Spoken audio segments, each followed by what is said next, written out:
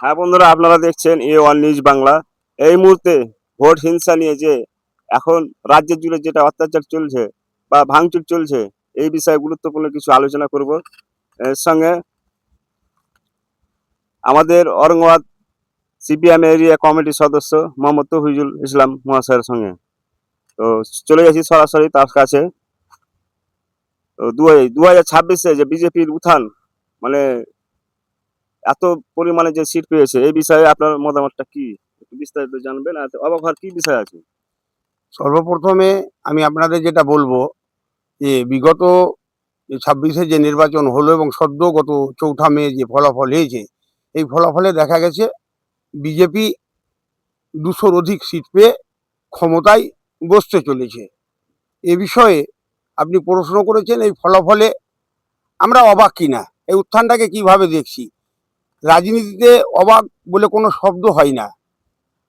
বিভিন্ন দল ভোটের ময়দানে লড়াই করতে নেমেছিল, ঠিক একইভাবে বিজেপি নেমেছিল। আপনারা জানেন, পশ্চিমবঙ্গের মানুষ তৃণমূলের দুর্নীতি এবং অত্যাচারে নাভিশ্বাস হয়ে উঠেছিল। মানুষ একটা বিকল্প খুঁজছিল। এই বিকল্প খুঁজতে গিয়ে পশ্চিমবঙ্গের মানুষ সিপিএমের নেতৃত্বে গড়ে ওঠা জোট এর উপর হয়তো আস্থা রাখতে পারেনি। পশ্চিমবঙ্গের মানুষ হয়তো ভেবেছিল বিজেপি হচ্ছে মূল বিকল্প, বিজেপিকেই ভোট যদি আমরা দিই তাহলে তৃণমূলের অত্যাচার, তৃণমূলের দুর্নীতি থেকে রক্ষা পাবো। এই জায়গায় দাঁড়িয়ে একটা নির্বাচনের ফলাফল এসেছে, বিজেপি ক্ষমতায় আসতে চলেছে। আমরা ভারতের মার্ক্সবাদী কমিউনিস্ট পার্টি এই বিষয়ে অবাক না। আমরা মনে করি যে শাসক দল ক্ষমতায় আসবে, সে দলের কাজ হচ্ছে কর্মসংস্থান তৈরি করা, হাসপাতাল, কলেজ, ইউনিভার্সিটি তৈরি করা, মানুষের কর্মসৃষ্টি করা, বেকারদের কর্মসংস্থানের ব্যবস্থা করে দেওয়া, এটাই হচ্ছে মূল কারণ। আর অবাক হওয়ার কিছু নেই। মানুষ যেটা ভালো মনে করেছে, যোগ্য মনে করেছে, তার জন্য তারাকে ভোট দিয়েছে, আমরা এতটুকুই মনে করি। তারপরে মানে শাসক দল তো এখনো গঠন হয়নি, মানে সরকার গঠন হয়নি। তারপরে ভাঙচুর, এত যে ভাঙচুর হয়েছে, অত্যাচার হয়েছে। তারপরে আমাদের মুর্শিদাবাদ এলাকাতে যেটা জিয়াগঞ্জে ঘটলো কাল রাত্রে, লেনিনের মূর্তি ভাঙা হয়েছে। আর একটা লালবাগে হচ্ছে আপনার ঈদগাহ ঈদগাহ ভাঙচুর হয়েছে। এই বিষয়ে আপনার কি মতামত? প্রথমত বলি, আপনাদের চ্যানেলের মাধ্যমে সারা পশ্চিমবঙ্গের মানুষকে এতটুকুই বলবো, ভাঙচুরের রাজনীতি পশ্চিমবঙ্গে ছিল না।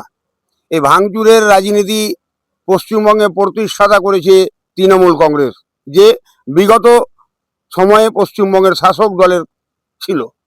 আপনারা জানেন 2011 সালে 34 বছরের একটা বাম সরকারকে বিভিন্ন রকম চক্রান্ত করে তৃণমূলের নেতৃত্বে পরাস্ত করা হয়। বামফ্রন্ট সরকার পরাস্ত হওয়ার পর তৃণমূল কংগ্রেসের নেতৃত্বে, তৃণমূল কংগ্রেসের শীর্ষ নেতাদের নেতৃত্বে উস্কানিতে একই রাত্রে 3,500 সিপিআইএম পার্টির উপর হামলা হয়েছিল, ভাঙচুর করা হয়েছিল, অগ্নিসংযোগ করা হয়েছিল। এই জায়গায় দাঁড়িয়ে তৃণমূলের এই সংস্কৃতিটাকে সাদরে গ্রহণ করেছে আজকে যারা ক্ষমতায় আসতে চলেছে বিজেপি। আপনারা জানেন, কাউন্টিং হলে বিজেপির লোকেরা বিরোধীদের উপর হামলা করেছে, বিশেষ করে তৃণমূলের উপরে। এটা আমরা কাম্য মনে করি না, কারণ যে সংস্কৃতিটা 2011-তে তৃণমূল কংগ্রেস চালু করেছিল, সে সংস্কৃতি 2026-এ বিজেপি চালু করেছে। এগুলো ঠিক না, এগুলোকে আমরা ধিক্কার জানাচ্ছি। মানুষ একটা দলকে সাপোর্ট করেছে, ক্ষমতায় বসেছে বলে বিরোধীদের ওপর হামলা করতে হবে, এটা ঠিক না। কিন্তু এটা তো জানেন, অন্যরা যখন কিছু করে রাখবে, বদলা হিসাবে ঘুরিয়ে তাকে দিতে হবে, এটাই স্বাভাবিক। এই কারণে তৃণমূল পশ্চিমবাংলায় যে সংস্কৃতিটা তৈরি করেছিল সেটা ফিরিয়ে দিচ্ছে বিজেপি। এই জন্য আমরা বিজেপিকে ধিক্কার জানাচ্ছি।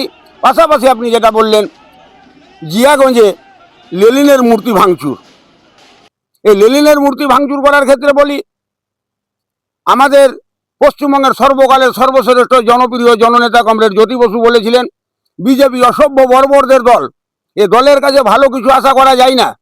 লেনিনের মূর্তি ভেঙেছে, যে লেনিন সমাজটাকে পরিবর্তন করে দিয়ে সমাজতন্ত্র গঠনের মাধ্যমে সাম্যবাদ তৈরি করার জন্য যে লড়াই, এই লড়াইকে যারা কোনো, এই লড়াইয়ের মাধ্যমে কোনো মানুষের মধ্যে ভেদাভেদ থাকবে না, ছোট বড় থাকবে না, সকলের অধিকার সমান থাকবে, এই রকম একটা রূপ রেখা তৈরি করা, যে আমাদের মহান নেতা লেনিন তার মূর্তিকে ভেঙেছে, এটা চরম অন্যায় করেছে।